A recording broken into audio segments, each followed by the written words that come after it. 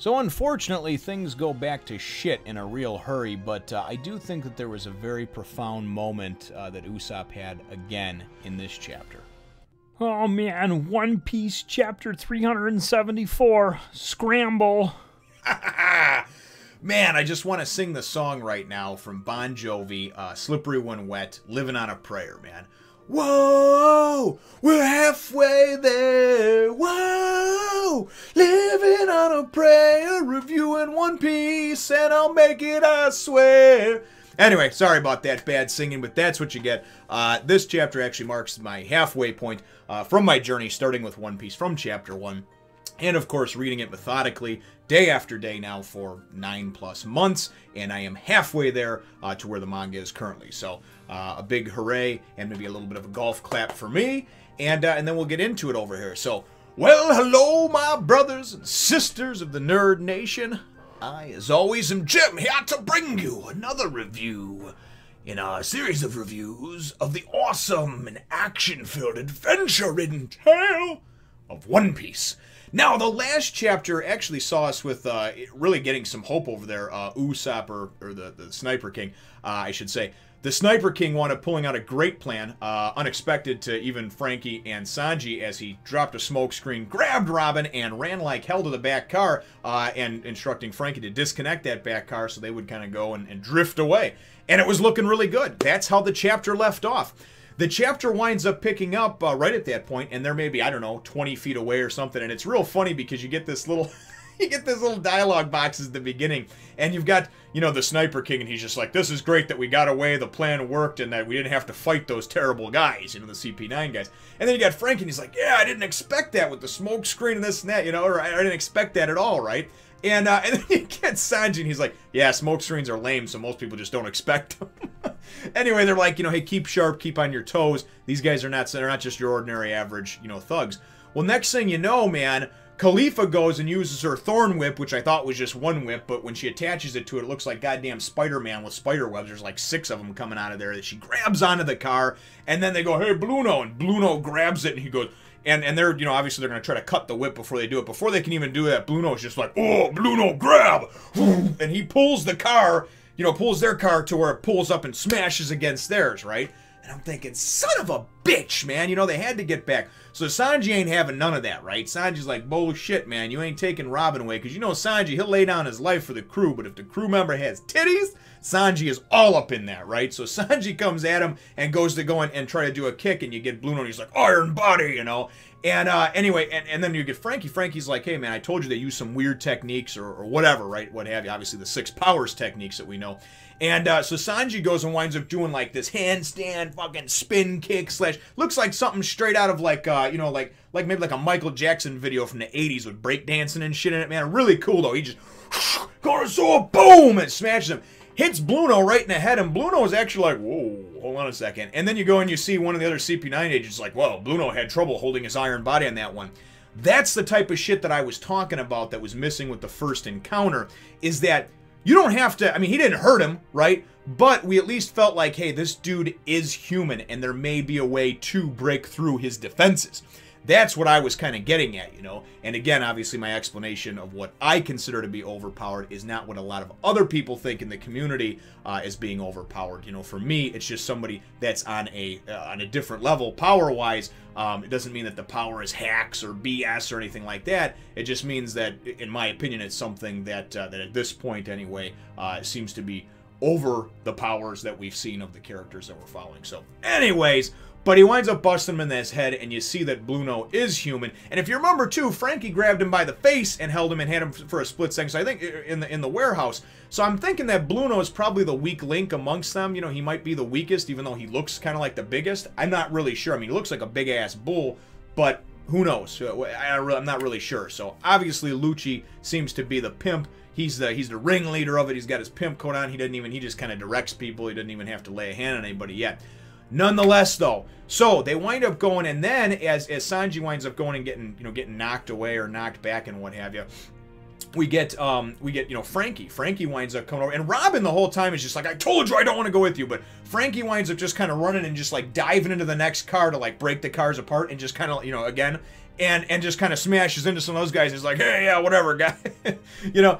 And then they go and they're like, they said something, why are you even helping the Straw Hats? And he goes on this little rambling that I didn't understand. Something about you can never get the team back together, but you really want to. And it's funny, they're like, I have no idea what you're talking about. He's just like, super! And I just love him. I can just picture him being like, super! And especially because he's modeled after Jim Carrey from Ace Ventura. It reminds me of, you know, Jim Carrey, you know, because he would say things like that, super! And anyway, you know, I don't want to get too much into the Jim Carrey movies, but very funny, very cool character. I'm definitely liking him a lot more now.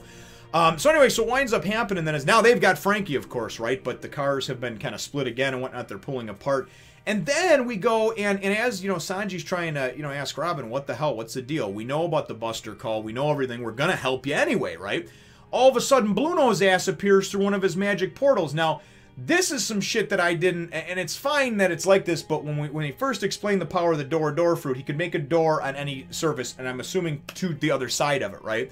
But no, I guess he actually can make these air doors, which is basically, in essence, the fucking portal gun from Portal, right? You know, for the game from Valve. So apparently he can just go and make one anywhere out of thin air, and that's what he does to go through the two cars. Now that, in a way, is a little bit of bullshit because I didn't know about it before. Obviously, it wasn't explained. But now that he has it, he's got it. Whatever, it is what it is. So he appears behind Sanji. Obviously, he's able to go and bust him. He winds up nailing Usai. Gets a Tempest kick in on Sanji. He does a finger bolt, I think, to the Sniper King or whatever. And as Robin's going to go with him and everything like that, she's like, don't need to grab me. I'm not fighting. And he's like, it's them that keep fighting us, you know. And you got Lucci yelling from their car, don't kill any of the Straw Hats. That was the deal, right? Because they got to keep their end of the deal, otherwise Robin won't come with them. But what I liked about this, and it was another shining watershed moment for Usopp, or the Sniper King, right, was that he goes and he's just like, you know, as she's leaving and he's bleeding and everything like that, right, he's got blood dripping from his face, he's like, Robin. And he goes and he explains that a crew member cannot leave without their captain's permission, you know? And he's like, there must be something else that you're not telling us or that you're keeping from us or whatever, but don't worry, we'll figure it out. And then he goes and it's this nice kind of, not a double page spread, but it's a nice picture. And he's just like, have faith in Luffy, you know? And I like that because he isn't saying have faith in me. Probably still doesn't believe a lot in himself and everything else, but have faith in the strength of Luffy and what Luffy stands for, which is that he will never let somebody be left behind. And that's what I love about that, man, is that Luffy has that, like, Marine credo, no one gets left behind, you know? And that shit has been a solid thing that I've loved in my heart since this series has started. And it's been something that, honestly, as goofy as it may sound, has changed my life in a positive way. Since being on YouTube and reviewing this and everything else, I have become obviously much more fluid and dynamic in front of the camera, but that's besides the point. I was always a very outgoing, talkative person. You know, I could describe things well, I could get along well with others. The thing for me that this has really done, and that this story especially has brought out in me, is it's made me a better person. I think more about how things affect friends or family before I say them. I try to be positive, and I try to go and bring that to others the best I can. And regardless of whether it's through the videos, or, you know, whether it's just, you know, somebody that I meet at one of my kids' schools, or, you know, somebody at work or what have you, it's done wonders for my life and helped to bring my family together too, as corny as that may sound, because all of us sit down and watch One Piece together, and everybody's so excited about what's going to happen in the next time. And then when my oldest son James will say, "Oh, can we watch some One Piece?" and I'll say, "No, we can't. You know, got homework, and the younger ones got baths and blah blah. We just not time tonight." And just this look of just like disappointment on his face. And it's great to see the whole family that much into it. Even my wife, who's gotten into it and has favorite characters and favorite moments and favorite lines. And really, like I said, the thing that it's taught me is as dim-witted and singularly focused as Luffy can be, it's taught me a little bit more about, you know, friendship and family, and making sure that no matter what, you don't forget about the ones that will go to battle for you, that will go to war with you, that will stand by your side for better or worse, you know. So, sorry about the rambling and a little bit of a tangent I got off on, but it's just something that's personal and near and dear to my heart, and it truly has changed my life for the better. And that's just, for me, that's just the bottom line, you know. So anyways, back into the chapter over here. So Robin winds up, unfortunately, she's gonna go. She's like, no, it's cool, I'll go willingly. She goes back through the door or whatever. And as Blueno is leaving, he winds up saying, he goes, he explains to them about the Buster call, right? And he's like, the Buster call was the last time the Buster Call was used, it wound up decimating an entire island and flattened it to ashes. And that was obviously, and Robin was the only survivor of that, Nico Robin. So we're assuming that family, friends, anybody at a young age, at 8 years old, a young impressionable age, was just killed or wiped out in front of her. So the Buster Call is like her own personal nightmare. It doesn't matter that the Straw Hats may be strong enough to somehow, or sly enough to somehow get around it, or whatever, right? She just looks at this as her personal demon. You know, anybody who watches Game of Thrones, the Hound, that character is afraid of fire. She's afraid of the Buster Call, right? That is her demon right there, and she's going to have to deal with it. But she can't right now. She just can't. It's something that she cannot fathom, and just the mere threat of it to harm friends that she's now made, because she now has something to believe in other than what she's been holding on to for the last 20 years, which is obviously just believing in herself, and of course uncovering the mysteries of the poneglyphs. And of course the the missing history that she's trying to find out. So it's one of those situations where she was kind of fueled by hatred and rage for so many years, and just holding on to this one thing. But now her focus is not so much her focus, but now she has someone to believe in. She has someone that she cares about in a group that she loves, she cares for, she would do anything for, and she wouldn't even want to expose them to the possibility of that Buster Call affecting them in a negative way, you know. So it's very cool, man. It's very touching, very, very, you know, it pulls on the heartstrings. It tugs on the heartstrings. So as Blueno goes, and I mean, and Sanji's just like, God, no, have you no mercy? And he's like, it's all in the name of justice. We feel for her, but this is how it is. So Blueno goes back through his magical portal door, and winds up going back into the, you know, to the front train cars of the Puffing Tom. And then we get a report at the end of it where Lucci says, you know, okay, we're coming in. We haven't been here in 5 years. Must feel nostalgic. And then they say, you know, the Nightless Island, open the gates here.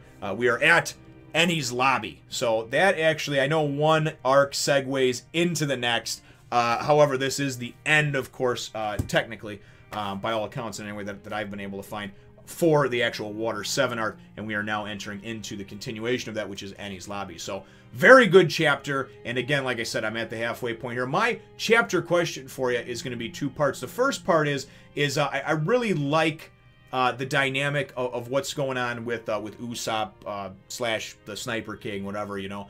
And I really like what he said as far as have faith in Luffy, you know. And that's the first part of my question. I'd like to know, what are your thoughts on that? Was it something that you thought was profound? Did it bring some feelings, some emotions out of you?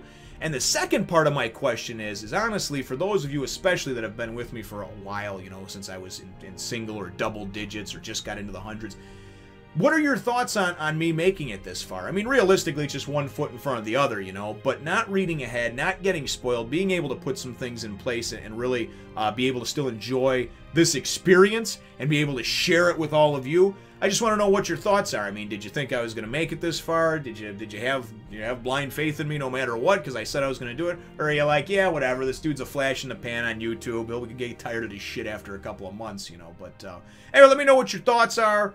Questions, comments, all that stuff, get it going in the comments down below. Feel free to hit the thumbs up, the like button if you should think that I deserve it, and subscribe if you haven't done so already. Shame on you if you haven't. And we look forward to catching all of you in the next one, nation. From the bottom of my heart, on behalf of myself as well as my family, I would like to thank each and every one of you, brothers and sisters of the Nerd Nation, for your continued love and support, your likes, your dislikes, your comments, your messages. They mean more to me than you could ever know. Truly has changed my life.